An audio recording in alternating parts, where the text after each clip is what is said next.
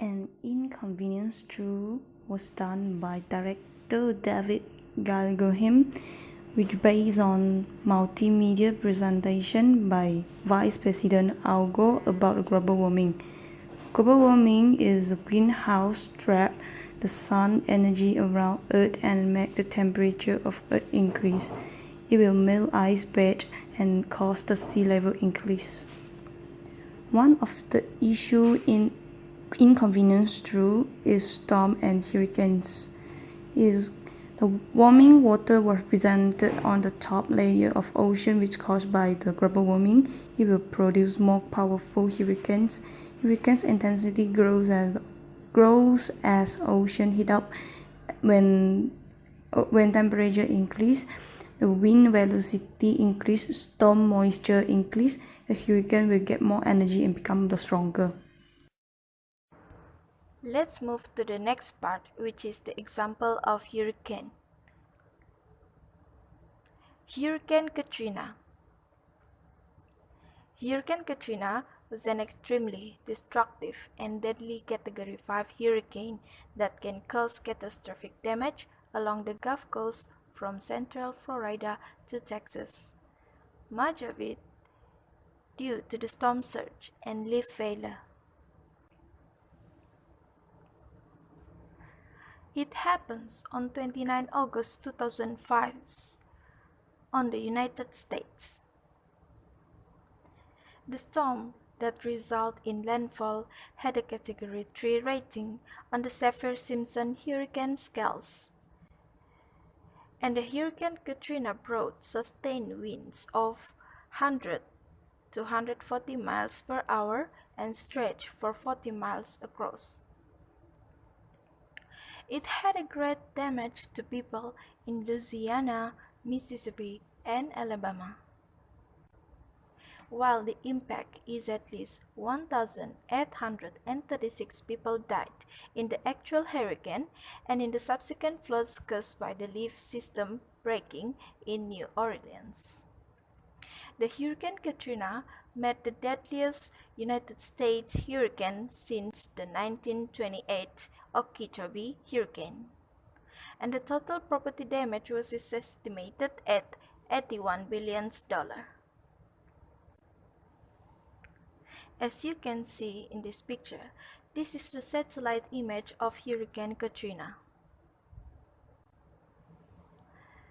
And this is some of the impact of Hurricane Katrina. The first picture is the houses are flooded with water. There are many people died on the Hurricane Katrina, and many houses are damaged. So how did the Hurricane Katrina occur? It is begin with a formation by using hot humid air that rises to the top of the storm.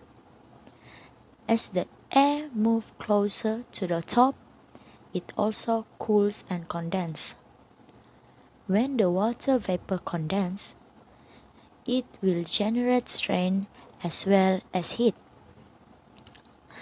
This cooling makes the air fall back down towards the bottom of the storm, where it warms and the cycle starts again.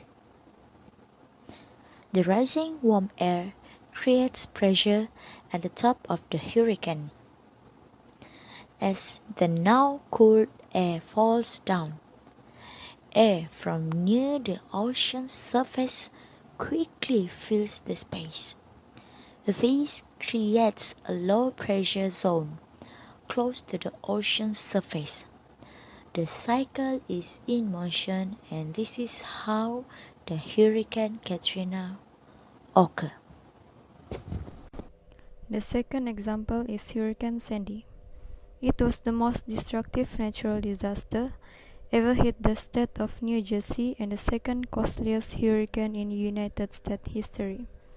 Hurricane Sandy is one of the largest Atlantic tropical storms, which force winds extended across 1,000 miles and covering 1.8 million square miles. On October 28, 2012, Sandy started as Category 1 hurricane in Jamaica, then Category 3 hurricane in eastern Cuba, and then weakening to Category 1 hurricane in the central and northwestern Bahamas, before continue to grow despite weakening into tropical storm north of islands in Bahamas, then grew again into hurricane while moving northeastern and southeastern United States. After that, it reached 85 knots in the mid-Atlantic states. On October 29, 2012, Sandy came ashore near Bridgentine with 70 knots. This figure shows track of Hurricane Sandy, which devastated portions of the Caribbean, mid-Atlantic and northeastern United States. The effects of Hurricane Sandy include drinking water system and wastewater treatment plants were affected by power loss and damage. 1,400 vessels were sunken or abandoned. 346,000 homes were damaged, and the entire coastline of beach experienced significant erosion. Let us discuss how does the Hurricane Sandy phenomenon occur. First, Sandy developed from a tropical wave, also known as a classic hurricane, in the western Caribbean Sea on October 22. But then it quickly strengthened and was upgraded to tropical storm Sandy 6 hours later. This is because the Sandy getting energy sources from the Caribbean. Sandy moved slowly northward toward the Greater Antilles and gradually intensified. On October 24, Sandy became a hurricane, made landfall near Kingston, Jamaica, re-emerged a few hours later into the Caribbean Sea and strengthened into a Category 2 hurricane. On October 25, Sandy hit Cuba as a Category 3 hurricane, but then is weakened back to a Category 1 hurricane. On October 26, Sandy moved through Bahamas. On October 27, Sandy briefly weakened to a tropical storm and then re-strengthened to a Category 1 hurricane. Early on October 29, Sandy curved west-northwest, or also known as a sharp left turn into the New Jersey and New York coast,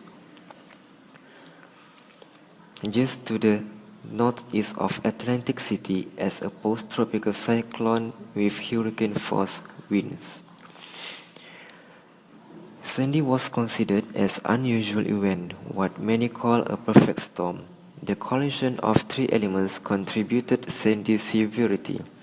A powerful hurricane with the energy and moisture from above normal sea surface temperatures in the Atlantic Ocean.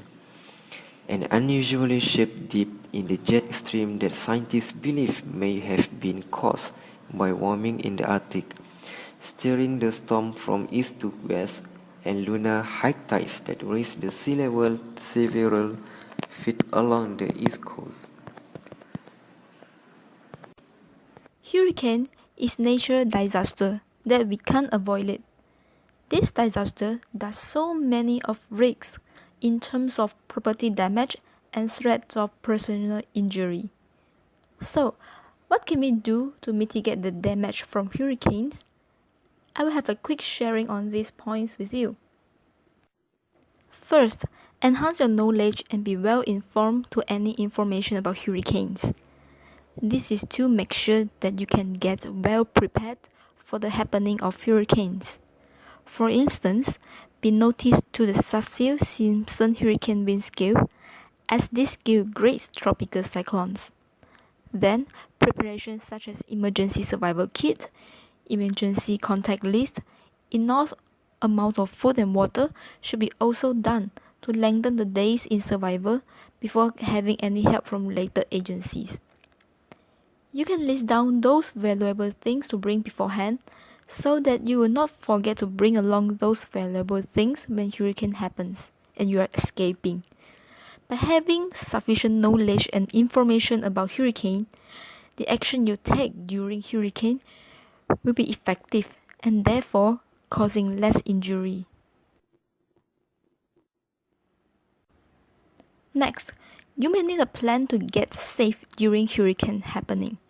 A safe and comprehensive plan should include all the steps that the family needs to take before, during, and after the hurricane to ensure maximum personal safety and property protection.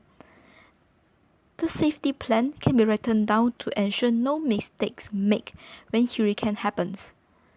In short, the plan to get safe in hurricane is essential because it acts as a guide and it gives you a peace of mind, thus allow you to focus on keeping your family safe. Last but not least, although we are living in Malaysia, which is a blessed land with few occurrence of hurricane, we have to be all time alert and be prepared if it happens. However, the mitigation of hurricanes should also be taken in action by government in terms of building to prevent massive injuries of people. The development of stronger, specialized building can be done to prevent the harmful post-effects of damage of hurricane, which the building falls down due to it cannot withstand the hurricane and therefore creating more deaths. Then, the establishment of evacuation route or shelter need to be existed also in order to provide a safer place for people when hurricane is happening. As conclusion, hurricanes can cause chaos in the world. They will destroy the buildings, habitats for animals and plants. Hence, the measurements need to be taken to counter the global warming to reduce the hurricane's event.